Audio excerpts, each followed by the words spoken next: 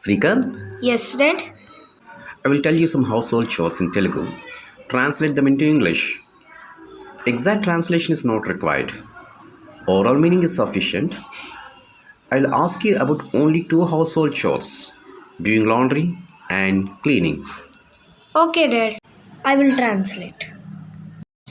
మాసిన బట్టలు ఉతుకు. Do the laundry. ఆ మాసిన బట్టలు పెట్టే బుట్ట ఉంది కదా, దాన్ని ఖాళీ చేయి. Empty the laundry basket. గచ్చు తడిగొడ్డు పెట్టు. Mop the floor. షవర్ని గట్టిగా రుద్ది శుభ్రం చేయి. Scrub the shower. పాడైపోయిన ఆహారాన్ని ఫ్రిడ్జ్లోంచి బయటికి తీసి డస్ట్బిన్లో వేసేయి. Take out the spoiled food from the refrigerator and drop it in the dustbin. బెడ్రూమ్ని చిందరవందరగా చేయకు. Don't make the bedroom messy. Table మీద చాలా ఎత్తున ధూళి పేరుకుపోయి ఉంది, దాన్ని శుభ్రం చేయి.